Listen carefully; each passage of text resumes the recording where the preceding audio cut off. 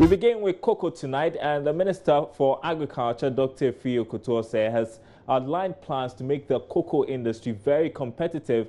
Speaking at the inauguration of a 7-member board for the cocoa processing company, the minister stated that the sector can meet the 1.4 million ton output of cocoa production in the next 4 years should the fundamentals affecting the sector be addressed. Here's more in this report. The 7-member board, chaired by Joseph Kobna Esibu, has pledged a commitment to making the sector competitive and at the same time rake in more profits. Sector Minister Dr. Efeyi Okotose called on the board to ensure diligence, particularly with expenditure. This is the first time Ghana Cocoa Board is having to go out and borrow money at 21%, 22% to pay farmers for the produce. That is how bad the industry has become. So I want all of you around this table to be very much aware of this. And since you have your finger on the pulse in terms of what we are getting, I mean, there are so many things which have gone wrong with this organization in the last 8 years that is not funny. I mean, you are talking about, I was the chairman of the transition team for Ghana Cocoa Board when we took over the government. And the revelations which came in terms of the prices that we were getting for our cocoa makes your heart bleed. You know, so you have a big challenge to make your contribution in the revival of the industry.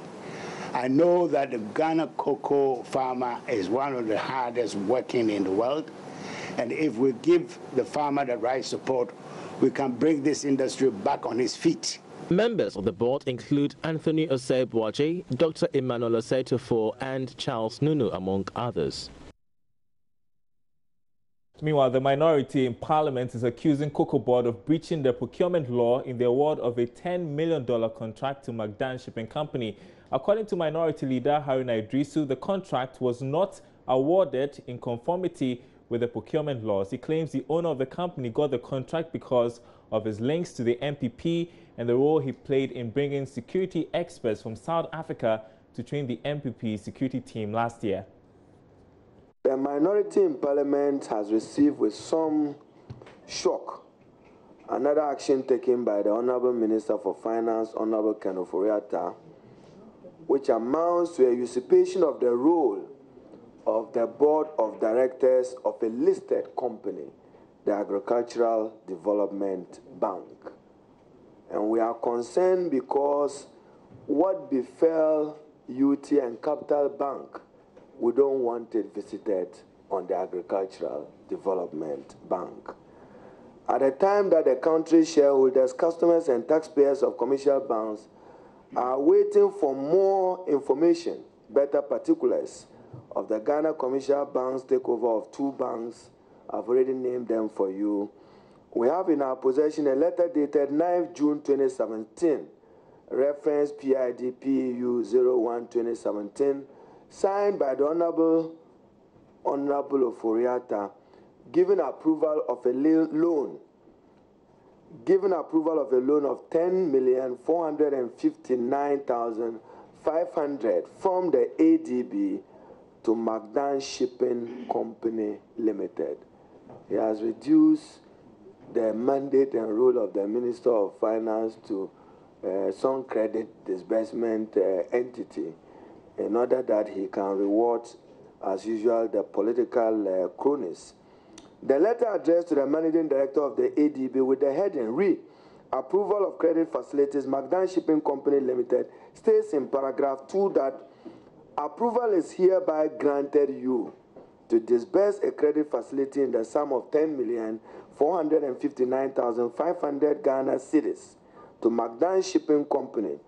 This is to enable the company undertake its business operations and in particular to execute a supply contract awarded by the Ghana Cocoa Board.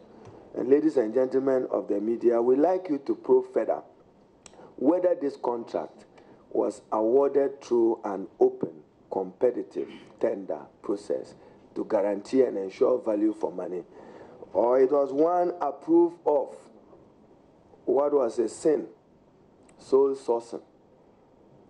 The minister has by this action usurped the authority and functions of the bank, its board of directors, which has curiously not been constituted. So we are concerned. Where is the board of directors of the major financial institutions of our country? And for many of you, even beginning the first quarter of the year up to second quarter, banks needed their board of directors to take critical decisions which provided them. The minority is also accusing the Finance Minister Ken Ofori-Atta of exposing ADB Bank to possible collapse by granting the 10 million cedi loan to McDan to execute the contract. The contract for which authorization of the ADB loan was approved by the Minister for Finance, we are told, originated from the Ghana Cocoa Board.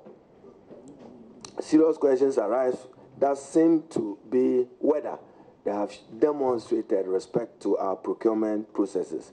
Was the contract awarded using the sole sourcing procurement process? If the answer is yes, then the law requires the approval be sought from the Public Procurement Authority. Where is the board of the Public Procurement Authority? We are not aware that it's been constituted. Therefore, if a decision was taken by persons who purport, if you refer to the budget and financial statement of the Minister of Finance, he parroted again that this government will say no to sole sourcing. I would paraphrase and use his exact words when he declared sole sourcing a sin, even though lawful under the laws of Ghana, but to be used rarely and sparingly to ensure value for money for the people of the country and to protect the public interest. If the contract was awarded through a competitive tender procurement process, then the value of 10 million, 10.6, will dictate that it goes through the Central Tender Review Committee, also a structure under the procurement process. Whether that has been constituted, we leave that for you to probe further. So whether sole sourcing or competitive tender, there is a breach of the procurement processes. We won't borrow their words that when those were used, it was meant to achieve a certain object. It is therefore clear that this government is not respecting procurement processes and rules. And that was a minority leader addressing the press earlier in the day, essentially accusing Cocoa Board of breaching the procurement law in the award of a $10 million contract to McDan Shipping Company. We'll still stay with Agric because acquiring land for agriculture and other purposes is one of the most cumbersome experiences people want to avoid. Family and communal litigation often characterized by violence, besides cost scarce, many an entrepreneur. Now, even when the process is smooth, a piece of land can accommodate just a few crops, and acquiring more lands would be inevitable. An initiative of using sacks to cultivate crops appears to be catching up with many Ghanaians in the country over. Kwesi Deborah has more in this report. Paul Jan is a native of Nyinahini, capital of a Chimampunia district of the Ashanti region. The main occupation here is farming, which he has done from childhood until he came to settle in Kumasi. Paul, now a businessman, is reliving his passion in rather unusual medium, using the sack for crop cultivation. This morning he fills the sacks. The soil is already prepared with organic pesticide and fertilizer. Following success with carrot, lettuce, pepper and cucumber, he is now more in love with tomato cultivation. His latest plants are only 32 days and they're already fruiting. The sack has 75 tomato plants. I started with only 2 sacks, and as you saw, only 2 sacks, I was able to plant 150 plants of tomato on it. And by simple calculation, and you saw it that as at 32 days, as at today, it has started floating. You saw it yourself. The flowers and everything is so wonderful. And I've prepared my sack, and I've also prepared my soil. I've treated my soil with pesticides, and I've added my fertilizer and what have you. So the space I have in my house, it's estimated that I'll be able to get 480 sacks. And from the research I have, 24 sacks is equivalent to 1 acre. So this calculation gives me 20 acres within my house. That is wonderful. From 1975 to 2000, agricultural land expanded from 13 to 28% of Ghana's total area. 13 years later, it reached 32%. The unprecedented agricultural expansion overruns many of the other land-covered types, that is, the savanna, woodland and forest. There are fears the rate of loss of Ghana's forest resources makes conservation environmentally unsustainable. Organic Food Revolution, an NGO, is championing the sack farming campaign. Chief Executive Akwasi Bubiansa believes exploring the method is long overdue. You realize that it's a technology that is able to help us conserve land. Instead of going to the farm, acquire acres of land to plow and do all the other stuff, with a sack, with a small space, you're able to plant the same quantity as you would have done on a bare land. So it's very, very economical in terms of land usage. Apart from that, it will create a lot of employment. Whether you are employed or not, you can be part of this. So everybody can take part in this exercise. All that you need is getting a small space and you are in business. We are asking people to grow these vegetables and eat. But of course, if you have excess, you can sell all of them and make money out of that. Mr. Bubiansa is on a nationwide training program to pass the technology onto over 200,000 targeted farmers. The prisons could be his next target to propagate sack farming to make them more productive. Reporting for JoyNews, Kwesi Deborah. All right, that's really an innovation. Now let's move on to the fuel. I want to ask a question. How do you receive the volume of fuel you pay for at the pumps? Well, it appears the Ghana Standards Authority is looking out for you as it warns of toughness on oil marketing companies that sell below approved volumes to unsuspecting consumers. The warning comes as the authority finds at least 10 of the marketing companies in the last 6 months for what authorities describe as cheating by the oil companies by pumping out fuel below approved volumes. Executive Director Professor Alexander Dodu tells Ohiming Tewia the move is to strengthen the sanctioning regimes of the authority. The Weights and Measures Act of 1975 mandates the Ghana Standards Authority to check consumers are protected. It is mandated to carry out product testing and certification schemes, destination inspection, promote quality management system, among others. Consumers, especially fuel consumers over the years, have been shortchanged by some oil marketing companies. They receive less below the approved volumes of the commodity paid for. The Ghana Standard Authority fined over 10 companies 5,000 cedis each for what officials describe as cheating. They were punished for discrepancies in volumes delivered, meaning their customers did not get what they paid for. Sometimes you get the exact volume you pay for at the pumps. On other occasions, you can easily detect you have been cheated. I complained about the amount of fuel I bought at a station here. The attendant discharged into my fuel tank less than the quantity I paid for. The following morning, I was there to lodge official complaint, but nothing happened. Professor Alexander Dodu is the Executive Director of the Ghana Standards Authority. When you go and buy your petrol, the Weights and Measures Act gives the GSA the right and the mandate to check that you are not cheated. Indeed, in anything, in fact, even when you go to the airport and they weigh your bag, we have a sticker showing that the scale is good. Now, consumers have a right to complain if it's not right. In fact, just over the past 6 months, I don't have the exact numbers, but we have sanctioned at least about 10 companies, maybe more, because within the law, the pump is a machine.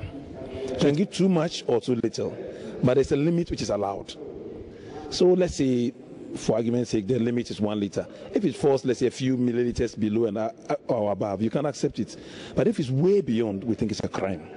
and we find you 5,000 Ghana cedis. Consumers may not know this, but they have a right to actually call our offices. These 10 companies you mentioned that were punished, what was the crime? What did they do exactly? We call it discrepancies in the volumes delivered.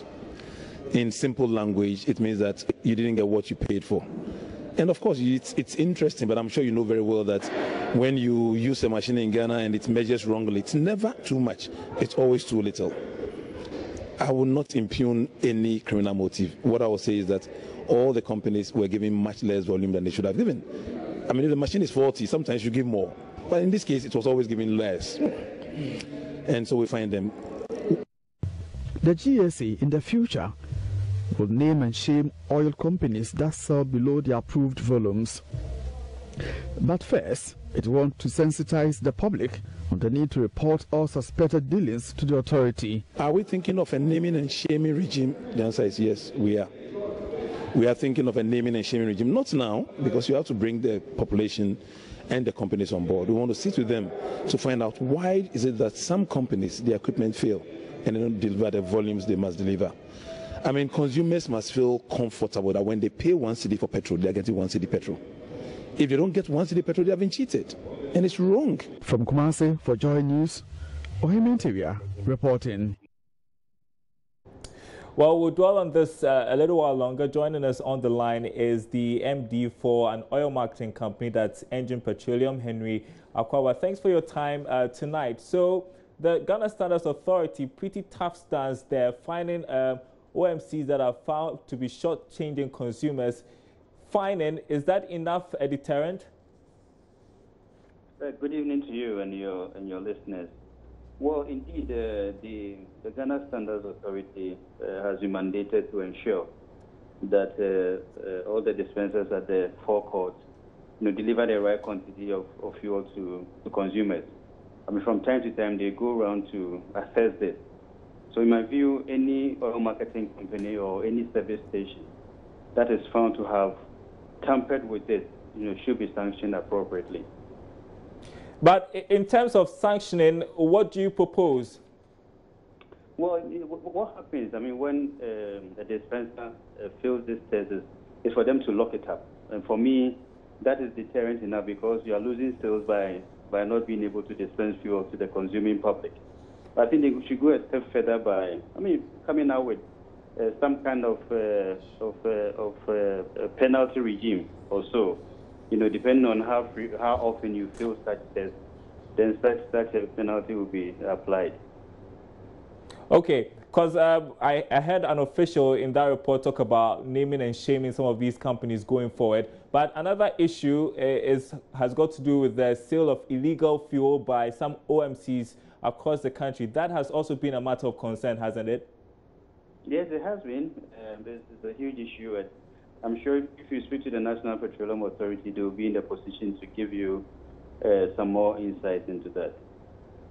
Okay, so I'm just wondering, you as an OMC, having heard stories like this, that your fellow firms are short-changing consumers, how does that come to you, and how do you think that we can really nip this in the bud, really? Well, I mean, as an oil marketing company and a responsible one for that matter, what we have done, there's this 10-liter can, which is called, there's a local name for it. But this 10-liter can is always displayed at the forecourt, so that any consumer who visits any oil marketing company and is in doubt of the quantity delivered can so request for the 10-liter can to be used in measuring the delivery. I mean, this is the consumer's right. So at Engine, what we have done is to display this at the forecourt, so that sometimes we even voluntarily do this measurement for them, so they know that they are getting value for money. I think the Ghana Standards Authority needs to continue with their monitoring and inspection of these service stations. And of course, if anybody is found to have altered the machines, they need to name and shame. I fully support that. It is high time we brought sanity into the oil marketing space. I mean, there's so much going on now. All right. Thanks very much for your perspective on this story. That was Henry Akwawa. He's MD of Engine Petroleum. We want to turn our attention to the construction sector because government says it will abrogate all road construction contracts with various contractors whose quality of work is said to be inappropriate. This, it says, will help sanitize the construction sector and ensure there is value for money on all government projects. Minister of Roads and Highways, Kwesi Amoakwata, disclosed this in an interview during the inauguration of the Public-Private Partnership Forum initiative by the Association of Ghana Industries.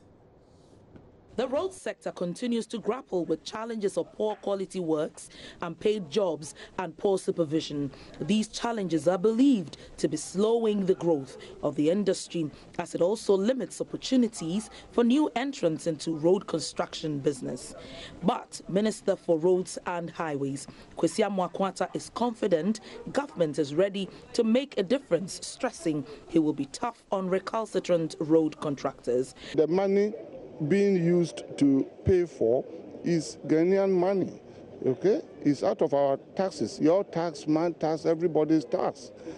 Even if it's a loan contracted from outside, it's going to be paid by all of us, particularly you, the young ones. We might have died and gone, it will be hanging on your necks, okay? Even if is being supported by a grant, graciously extended to this nation. It must be worthwhile, and we must have value for it. So if I talk about good quality roads, good quality infrastructure, that should be the order of the day, and I can tell you that under the President Akufo-Addo's government, shoddy work will not be tolerated. I must be frank. He spoke to Joy Business at the sidelines of the inauguration of a public-private partnership forum on local constructions initiated by the Association of Ghana Industries, AGI. Roxanne Dogbega is chairman of the AGI construction subsector. Sometimes we have policies which is not aligned to the challenges of the private sector. And so we believe that if we have this medium developed, we are very sure that whatever the case is, the private sector voice, the private sector frustrations, the private sector intentions would be reflected properly or adequately in the policies that are developed by the public players. And that is what has brought us here. And as a result of the absence of a single authority to champion the voice of the sector, we think that we need to fill that vacuum instead of waiting for government. The quarterly forum is for top-level stakeholders of the public and private sectors of the construction sector. All right, you are watching Business Live. We are taking a short break. We'll be back with our interview of the day.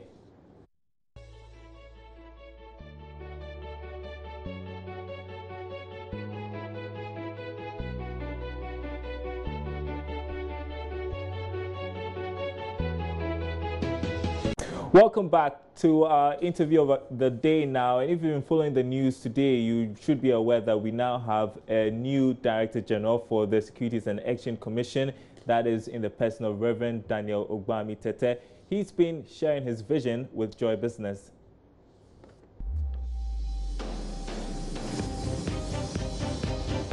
Interview of the day. So first of all, your expectations from the industry. Well, I believe that the industry will be expecting a commission that is, if you like, proactive and firm and providing the necessary support, especially with some of the challenges that impede the smooth operation of their work.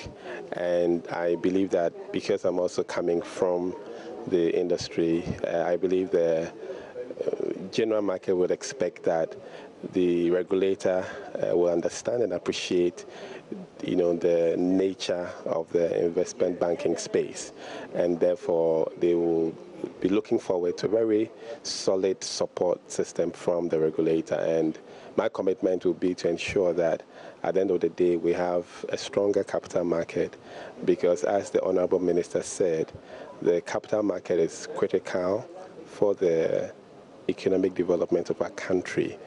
Other countries have demonstrated the fact that really the mover, or what will drive or accelerate economic growth, is the capital market, because you have to talk about long-term capital, because no nation, if you like, develops with short-term capital. So I believe that all the parties are going to stand shoulder to shoulder, and we'll get a job done for our nation, Ghana. I believe that all of us would like to see a great Ghana, and so we'll put in place all the necessary support structures, and I believe that this is the time of the capital market to really blossom and fulfill its mandate within the Ghanaian economy. Help us understand, and this is a different topic altogether, the issue about the Capital Bank and Unity Bank collapse and all the issues surrounding it. How do you think, what's your assessment on how best the issue was, being tackled by the regulator? Well, I think the regulator, that's the Bank of Ghana, did a very professional job in terms of how they managed the process. And from the bits and pieces coming out, it is clear that the situation is being well managed.